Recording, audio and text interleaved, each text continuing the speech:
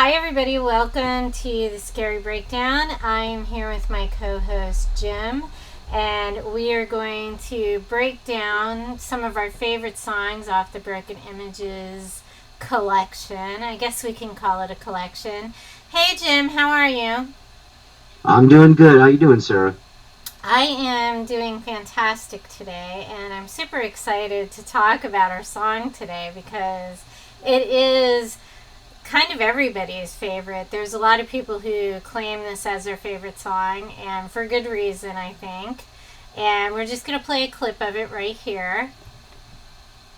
Let go of all of our memories, my soul, dissonant harmonies. There's no turning back from me. Yeah. Feel like I'm waiting, separated from the time zone. Feel like I'm fading to the distance of the unknown. Feel like I'm falling and I'm longing just to come home. Okay, so for me, like, I could not do a podcast about our favorite songs and not include Dissonant Harmony, which is what we just heard. It is, without a doubt, in the groups, I think one of the favorites. It is in the top 10 every week, usually. We're doing the top 10 a little different now, but it is in the top 10.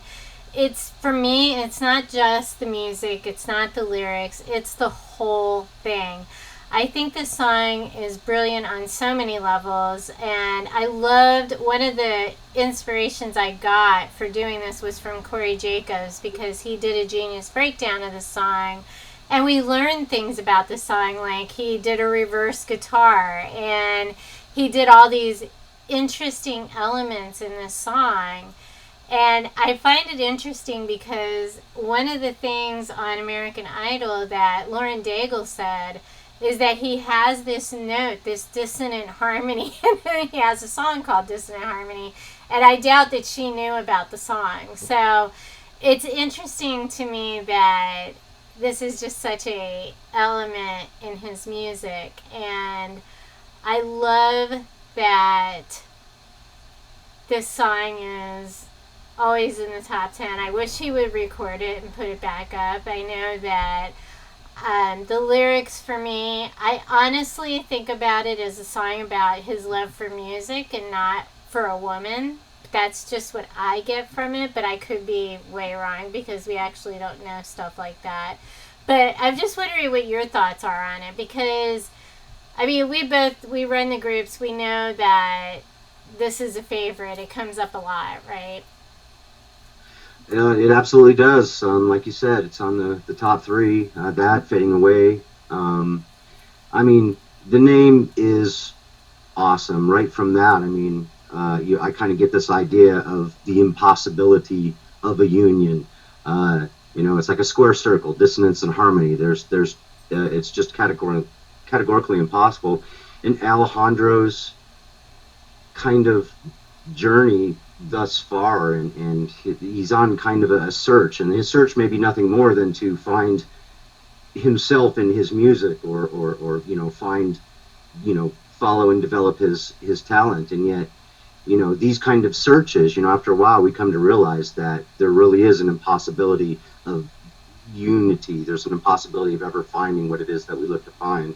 And he talks inside the song about, the word home, coming home, which is more than a house, right? It's very symbolic. And so for him, he has this idea of a place, some place finished and perfect as it is, and warm, and all these kind of things. And those are the kind of vibes that I kind of get from this song too in general. Before I even hear with the lyrics, which I absolutely agree are wonderful lyrics, and we've heard Alejandro, question his own ability to write, and people, of course, we all flock to his page and tell him absolutely not. We love your lyrics, but here's proof right here. Just a great song in that respect. Um,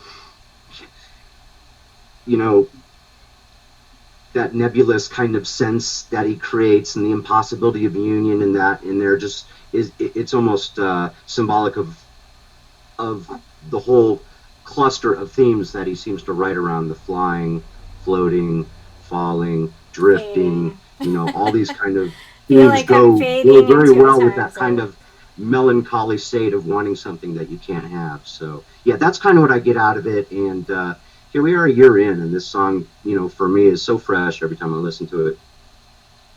Yeah, I think that the chorus kind of, it says, I love how the way that it takes me.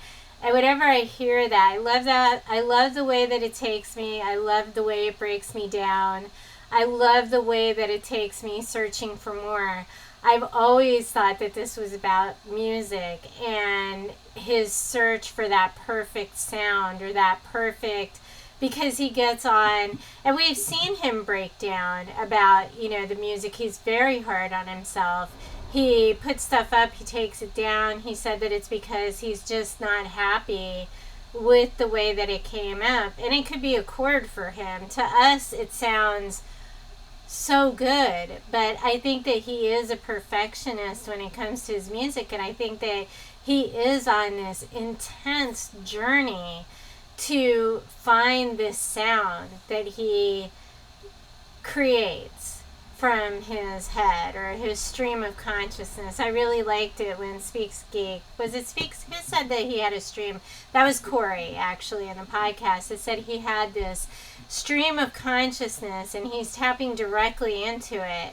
Most people get it second or third hand, but he kind of receives this inspiration, and I kind of always liken him. You see Mozart, right? And I always say he's the next Beethoven, he's the next Mozart, because he is so into his music that you could almost see that lull on the edge of madness when it comes to getting it right, is how I look at it. And I know that's an intense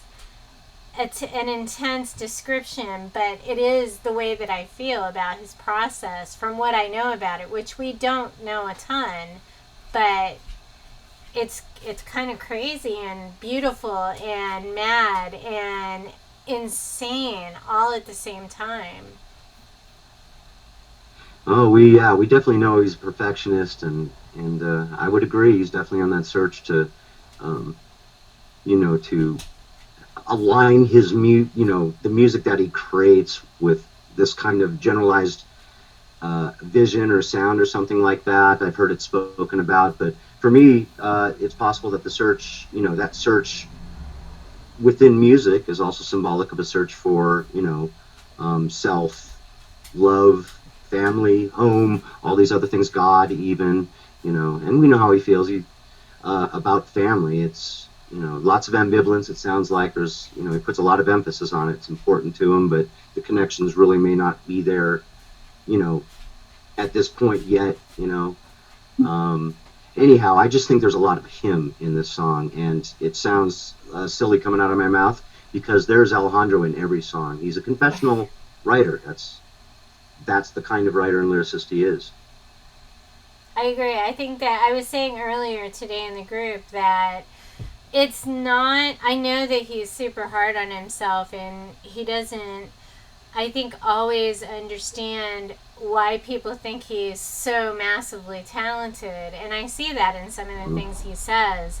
But for me, it's not just the music. It's not just being the best guitar player or being the best piano player, because there are many piano players and talented guitar players out there. It's not just the lyrics, which he's probably hardest on himself for. It's not just the lyrics. It's not just the music that he writes. It's all of it. It's the fact that you can walk into a room and hear him play and you can feel everything he feels. And you can relate to the feelings in the music. That, in my opinion, is what makes him such a phenomenal artist. And it is his genuine nature. It is him. I think you're right about that. It's him. It is his feelings. And a lot of artists, maybe not a lot of artists, but I certainly have never heard somebody able to get their feelings across in music the way that he does, where you can just feel every single note. But maybe I'm sheltered. I don't know. Or I just really love SPP, right? There's a poet I've been reading lately, and this guy really, he does stream of consciousness writing, and you can just feel, you start to feel that this is natural, it's raw, it's coming out. And yeah, Alejandro in the musical end of the artistic spectrum seemed like he was attempting to do just that from the very beginning. Going on IG Live, starting out the concert in Pomona with, a streamed song and just wanting to make that connection. And I think in art of all types, when the creative idea is coming out and we're able to express it immediately, it's almost kind of like the ultimate. And I may go back on that, and people may disagree. There's something to be said for constructing and putting time and planning into something, but it's a special place for sure. And that may be that best kind of conduit and way to communicate pure emotion through music in those moments. And but let's face it, I was just listening to Lane Stanley, and as a vocalist, he could communicate emotion. I don't know if he was feeling it at the time. I don't know if he was consciously doing it, but the great vocalists out there can do that. Right. I'm not saying he's the only one. I'm saying he's the only one I've connected with on that level. I know that there are very talented guitarists and piano player. Obviously, there's massively talented people in the world. He's not the only one. But for me, he's the only one that puts things together the way that he does. That just speaks to my soul. And I just, after a year, we're over a year at this point, and I still never get tired of listening to this song, ever. So there's a lot to be said for that. We've got some people in our group that are into Rush, the band Rush, and here they are, like 30 years later, using 2112 on the handle, on the back of their handle. That's Rush 2112. It's one of their albums, and so 30 years later, we're gonna have SPP somewhere in whatever social media handles we're using at the time. We'll be devoted. I can feel it. Oh, it's not going away anytime soon. I'm just going to wrap this up, and I want to thank my co-host, Jim. If you want to hear Dissonant Harmony on Broken Images, it is located on his YouTube channel, and the timestamp is 1:18:17. So it's an hour and 18 minutes and 17 seconds in, and you can hear the original demo. It is the recorded one that he did is not online anymore. However, we're hoping that it comes out someday. I think most fans are secretly hoping for that. So thank you so much, Jim, for being here and doing this with me.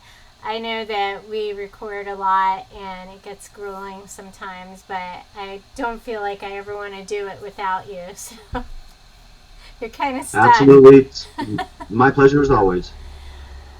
All right, so everybody, we'll be back, and we have, several of these mini podcasts coming up, and I hope you stay tuned. I hope you liked it. Remember to take care of yourselves and take care of each other. Bye.